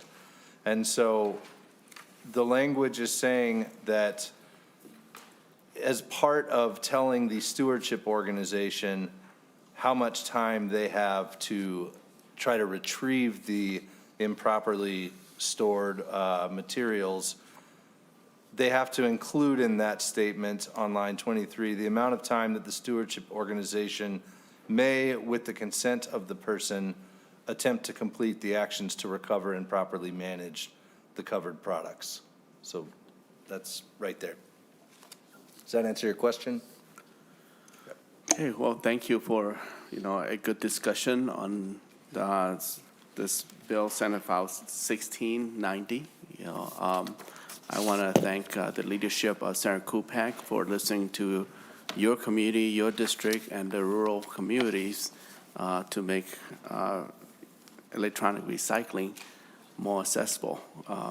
And so thank you for bringing forward a, here testifier, and most of the testifier did say about working together. And so their testimony are not absolute or like their way or the highway, but it's your duty now to work, bring everybody to the table, and good luck on this legislation as we move forward. Any last remark? Sure. Thank you, Mr. Chair. Thank you, members of the committee, for a good discussion. I will say that, I'd like to think I have a pretty good reputation of having an open door policy for anybody that wants to come in. I know some of the people that testified today, I have not heard from them previously to today. Some of them I have. Minnesota retailers have been good. We've had meetings with them. So always happy to work with anybody in a way they think they can make this bill better. It does have a few more stops. And so I am, as always, open to taking those amendments to make the best bill we can make and best for the citizens of Minnesota. So thank you, Mr. Chair. Thank you, Senator Kupec, and thank you, member, for the engaging discussion. Senator Kunish, would you move this bill?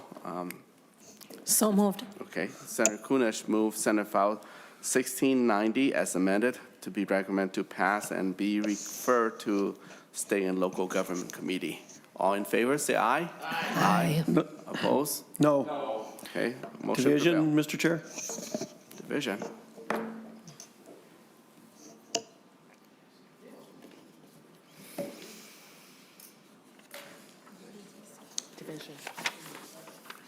All right, division has been called for. All those in favor signify by raising their hand.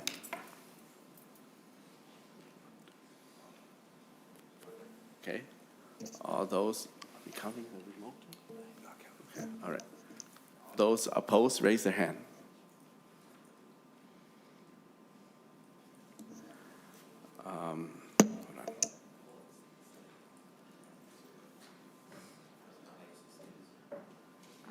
Okay. As we see, there's 5 in favor and 4 opposed. The motion is adopted, and Senate File 1690 is now, as amended, is recommended to pass and be referred to state and local government. Thank you. Okay, next is Senate File 1346. Senator Boldon, welcome. And Senator Boldon do have the 8th an amendment as well. Senator, the amendment A15 is in your package and posted online. Senator McHugh, you want to move the amendment? Yes, Mr. Chair, so moved. Okay, Senator McHugh moves the A15 amendment to Senate File 1346 be adopted. All in favor, say aye. Aye. Okay, all opposed? Okay, the A15 amendment is adopted.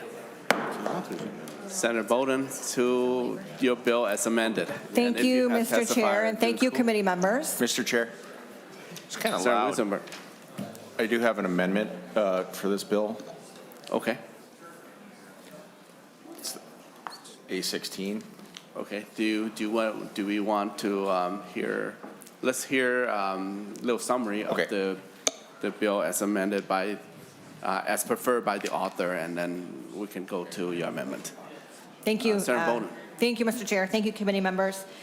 I appreciate the opportunity to present Senate File 1346 before you this afternoon, which is a bill aimed at strengthening workplace safety regulations for individuals engaged in aquatic plant management using scuba diving equipment. This bill is in response to a devastating reality, one that has cost the lives of 2 young men in recent years. You will soon hear from the parents of Brady, Aune, and Joe Anderson, who tragically both lost their lives doing this work. Their deaths were preventable, and we have an opportunity and a responsibility to ensure that no other family endures this kind of loss. Currently, the regulations governing commercial diving in Minnesota are inadequate when it comes to protecting workers engaged in this hazardous job. Unlike other high-risk professions, commercial diving operations involved in lake weed removal lack clear safety standards, proper training requirements, and oversight to ensure employers are following best practices. Senate File 1346 would create new worker safety requirements for aquatic plant management with a focus on the work when scuba gear is in use. This bill would create a new section of state OSHA law requiring companies to ensure any individual using scuba gear to do this work holds at least an open water scuba diving certification from a nationally recognized training provider. And relevant to this committee, Mr. Chair, this bill would also add worker safety requirements to the DNR's permitting process for aquatic plant management with information provided to them by the DNR and requirements for safety consultation. I'll also just note, Mr. Chair and members, this has been a very collaborative process. I'm working very closely with Rep. Baker, who is carrying this bill in the other body, and have had many meetings with stakeholders, the companies who do this work, diving experts, DLI and the DNR, and those conversations will continue, and I'm happy to talk with anyone who has a perspective and input to share on this language, and we'll continue that process. And with that, Mr. Chair, would love to move to testimony to hear from the families. Okay. Senator Weisenberg, do you want to make amendment first, or you want to hear the family testimony first? Well, we could move the amendment, then we could go on, I suppose.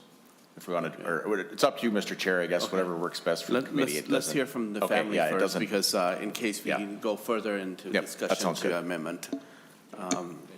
So I'd like to welcome Diana, Aune, both Diane and Bill, and followed by the Anderson. And I know that we did set a rule earlier about 2 minutes, but out of respect for the family and their loss, then they know their time. So we're going to be less strict to that 2 minutes. And welcome. And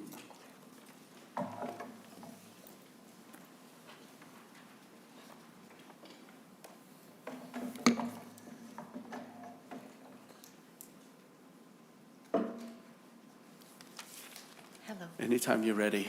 Okay. Thank you, everyone. Thank you for having us here today and taking the time to listen to us. My name is Dina Aune. I am Brady's mother. I'm going to share some of the facts revealed to our family after the criminal investigation of the owner and the supervisor of Dive Guys LLC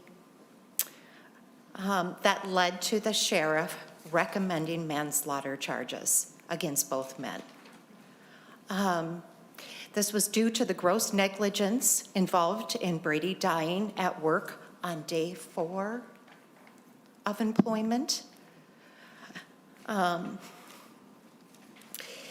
just want to give you a little context about our son to understand what happened and how grand and scale this negligence was. Brady was alive and well at breakfast on June 3rd and dead by lunch. Ripped from this world from a neglectfulness so big in scale that it stole him from his life at 20 years old and from his family who adored him. We pushed him to try this summer job, and we live every day understanding we trusted an untrustworthy company with our boy. Dive Guys would surely have him work from shore until they got him certified to dive instead of having him underwater on day number 1 with equipment he did not know how to use. Surely this company would have the boy's safety as their priority, and we could trust them with our son. A few weeks after Brady died, we received a phone call from a retired police officer who worked for Matt during his retirement. He had quit due to how unsafe the work conditions were at this Dive Guys. He warned the owner that he was going to kill one of these kiddos with his dangerous practices and his lack of regard for safety procedures. We now know that Matt laughed at Rod and told him the bravado of this job would bring plenty of young men without the cost and time of certifying them. Rod had over 1,500 dives under his belt and tried many times to call Matt on his antiquated equipment that these boys should have BCD vests on. They should have a backup breather in case they have issues down there. They should be trained and scuba certified. He complained that they did not always have someone watching these boys when they were working, in case they got in trouble and were not able to get back up to the surface, like our Brady, so they weren't pinned down on the bottom of the lake to die alone, drowning alone. The sheriff and the DA gave us a presentation with additional facts about their investigation.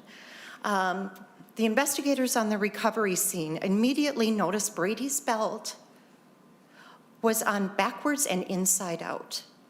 Therefore, he could not release this belt when it was critical. It was also too heavy for his body frame. During their investigation, they were lied to multiple times by the owner, but their interviewers worked with the employees that were on the scene that day and filled in the gaps. What they found out was that the safety supervisor had gone to the wrong house that day and was in a hurry. He was a kid himself.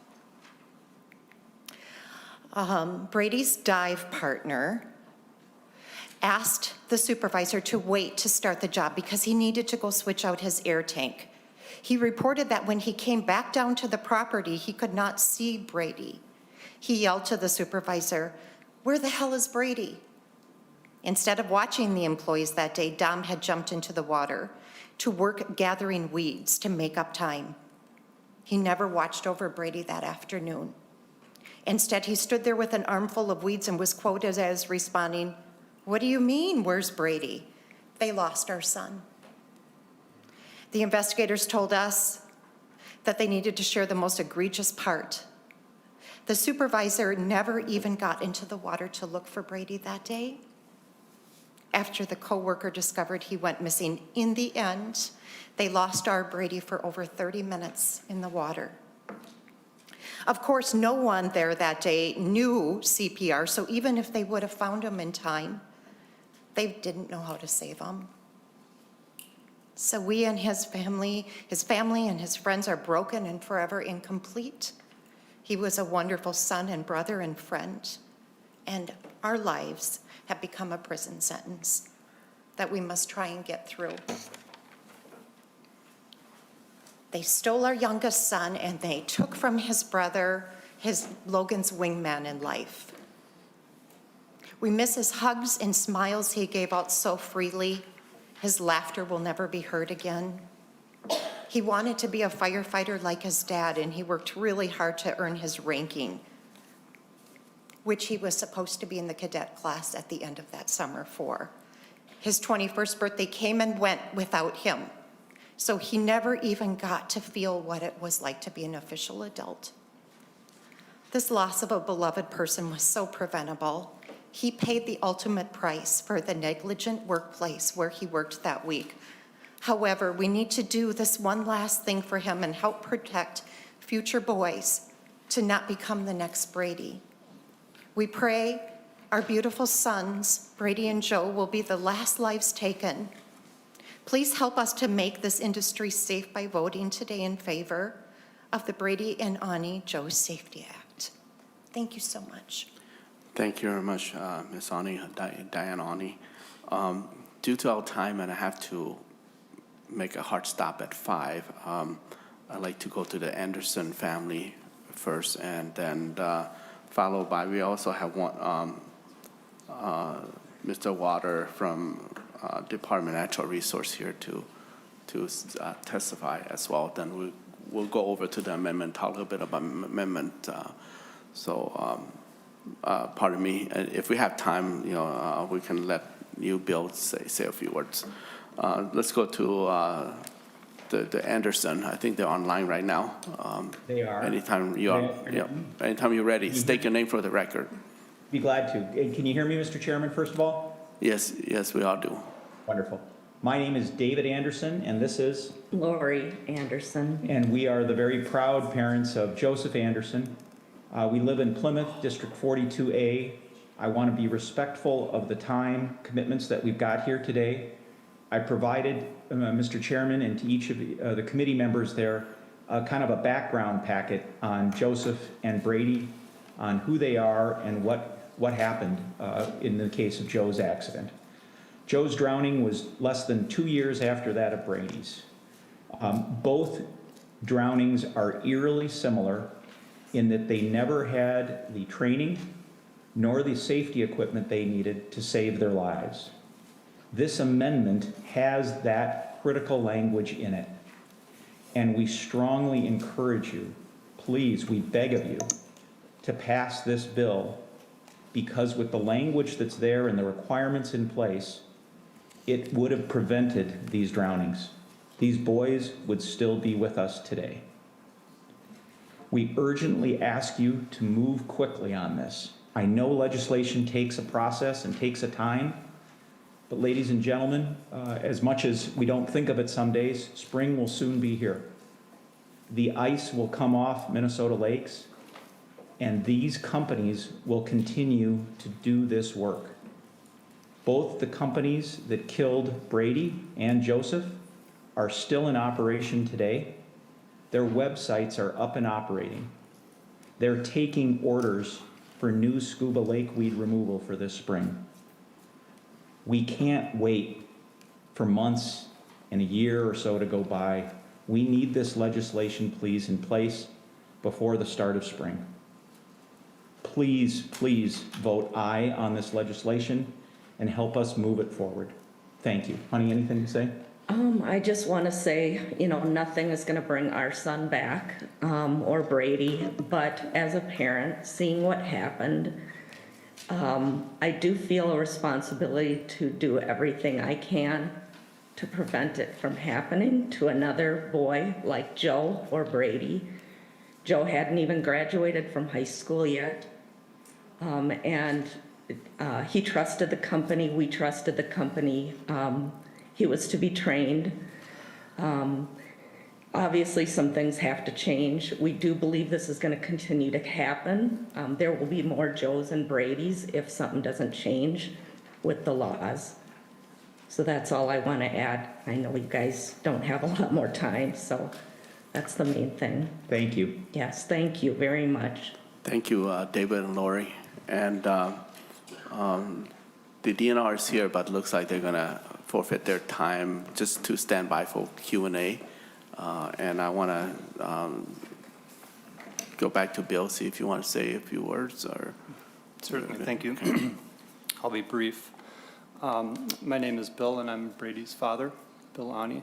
I just want to say a couple things about the safety of it.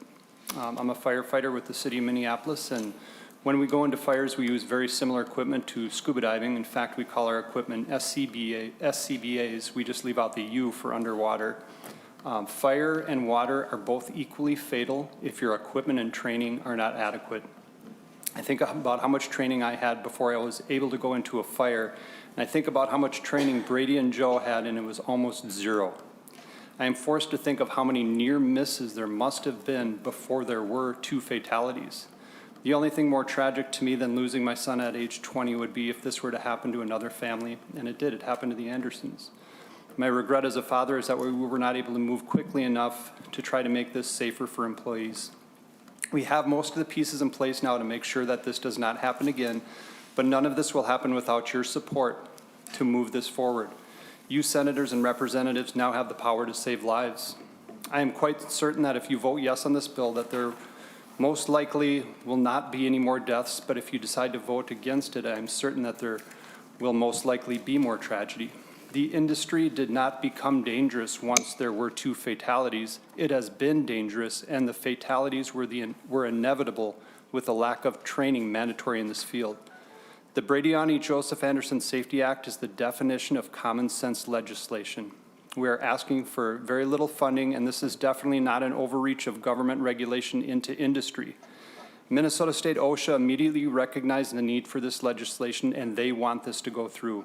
Every scuba diver that I talk to is shocked by this, and they want this to go through. Every senator and representative I've talked to so far wants this to go through. But we, as the families of 2 young men whose lives were stolen, implore that this go through. Thank you. Thank you very much, Mr. Aune. This is the second stop with this bill. After this, it's going to refer to state and local government and judiciary and finance as well. So, Senator Wiesenberg. Thank you, Mr. Chair and Senator Boldon and committee. I do have the A16 amendment. This bill was before us last week in labor, and we went through it very carefully to make sure it needs to be exactly how it needs to be so we save lives. And so what this amendment would do is there's a few pieces of equipment that were, rather than being made mandatory, that it got moved for some reason saying it's not mandatory. Well, these things are mandatory. These things are needed so people don't die. And Senator Liskey did talk to a couple friends of his that are like master dive instructors for hours, and he crafted this to make sure that we have this in there as mandatory. And we did have a professional last week here that also said that this needs to happen. So this is just keeping these pieces of equipment mandatory, and this is minimum mandatory things we need as if we're scuba diving to help people from not dying. So I move the A16. I don't know, would you take that as a friendly, I hope, maybe, or thank you, Chair. Senator Boldon. Thank you, Mr. Chair. Thank you, Senator Wiesenberg, for your comments. This is the first time seeing of this, so I, would have appreciated a conversation before that, but appreciate that sometimes that's the way it happens. Just to give a bit of context and background for others on the previous conversations about this, this set of language did come from an amendment that was adopted in the Labor Committee, and then from that, I had conversations with DLI and DNR and diving experts, again, wanting to be sure that we get the language right. That is certainly what we want to do. And so as it stands, there are 2 sections of equipment. There is one section for equipment that is required, and then there's another section that is based on a hazard survey. And this is what these companies need to be doing anyway, is to be doing this hazard survey to determine then which of the additional items are necessary.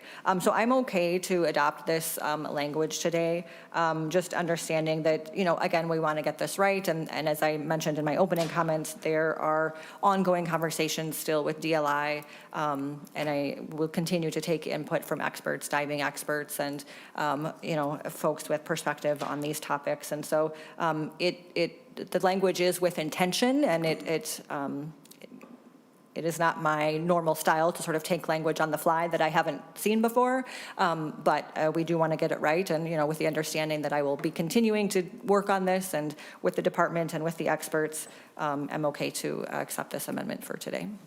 Thank you. And I suppose if I don't see a hand from DNR, a strong objection that we'll go with it. But Senator Wiesenberg, motion to adapt the A16 amendment to Senate File 1346.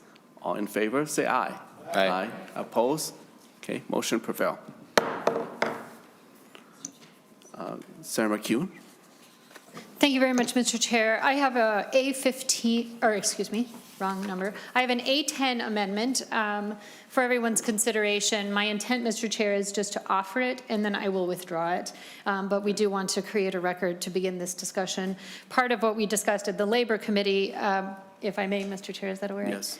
Part of what we had discussed in the Labor Committee is there is part of the bill which requires information be provided to employers from our agencies about what the requirements under this law will be, what their responsibilities are going forward, and we were all enthusiastically in support of that. But there was also some discussion about how to make sure that individuals, workers who are in these situations also receive the information that they need.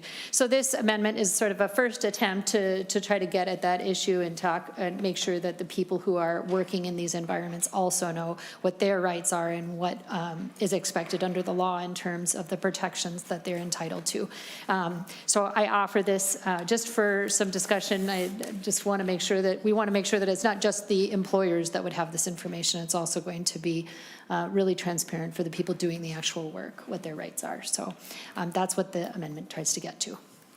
And I will withdraw it. Okay, thank you, Senator McCune. And it's all about saving lives. You know, I know that we lost two promising young people, but the legislation will help prevent lives lost in the future. And, you know, this amendment sound very good to me as well, you know, providing information in other language as well. So this is all about saving lives. But thank you for bringing it up, and I appreciate your understanding and withdrawal as well. Senator Johnson Stewart.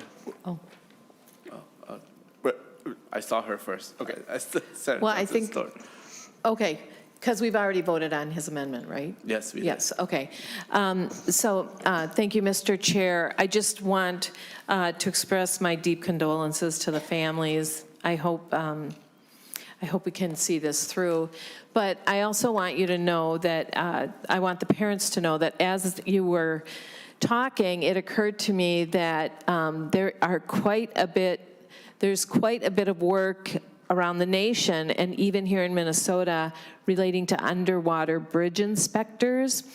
I don't own an inspection company anymore, but many times when I did own that company as a civil engineer, I was offered opportunity many times to get my staff trained up to be an underwater bridge inspector. And I remember thinking, there's no way in heck I'm going to ever send my staff to do underwater bridge inspection. It's a real thing because erosion and scour from the water will cause damage to bridge piers. But what I want you to know is while you were talking, I was looking up the rules for underwater bridge inspectors and will be taking your example and your lead to make sure that those inspectors are covered. In my career, I have had experience with underwater bridge inspectors dying on the job, and so it's a real thing, and I just want you to know that the lives you save could be not just around this aquatic species, but that I'm going to move forward and make sure that we have similar rules for those bridge inspectors. It's a real thing and something I hadn't thought about since today, or until today, so thank you, and that may be something that Labor gets to hear in the future. Mr. Chair. Thank you, Senator Weisenberg. Thank you, Mr. Chair. I was going to try to say, I would think if everyone's okay, we could just pass the A10 and put it on. No, you don't want to do that? Okay. Senator McHugh. Thank you for the enthusiasm, Senator Weisenberg, but I do know that the bill's lead author is working with the families, with our agencies, and we want to make sure that the language that is part of the bills conforms with both federal regulations so that attorneys that would have to deal with this at some point would have clear direction from the different statutes. So I think the intent fully is to adopt this, but I don't want to put in language right now that's not right, and I do trust that they are working on it and they are going to get it right. Thank you, though. Yeah, thank you for the clarification, and it has number stops, so somehow there will be time to work on that. And I think all the environment component or element of jurisdiction are be covered here in this committee. Well, my condolences to your loss, and hopefully this bill will protect future lives from getting lost. Senator Boldon, any last remark before Thank you, Mr. Chair. Thank you, committee members. Thank you, Senator McEwen, for bringing that amendment, and I am in support of it and will continue to work on that. I absolutely support, and as you said, want to get the language right. There is, with all of this, there is the complexity of, federal regulations and state regulations, and just needing to be intentional to be sure that those line up in a way that doesn't cause issues or problems. And so I will just close by saying, my deep gratitude to the families who are, while they are navigating their own grief, showing up and retelling their stories, reliving that experience over and over again, because they are working to be sure that this does not happen to another family. And so I am very grateful to them for the work that they are putting in to be sure that this happens. We have an opportunity, and I would say a responsibility, to take action to be sure that this does not happen to any other boys, any other workers, any other families. And so appreciate support and discussion, and hope to be able to move this bill through, ultimately to pass off the Senate floor and pass into law before the season starts, so we don't go through another season of this with workers at risk. Thank you. And I also want to note that there is a $7,000 cost, but the DNR has confirmed that they will absorb the cost. Well, I'll just leave it at that, and then you can work on it as I travel through different committees. So, Senator McHugh, will you move this bill? Okay. So moved. Senator McHugh moves that Senate File 1346 as amended be recommended to pass and be referred to the Finance Committee. All in favor, say aye. Aye. Oppose? Okay, motion prevail. Okay, that's the end of our business today. I had to cut short, no remarks, and so committee is adjourned.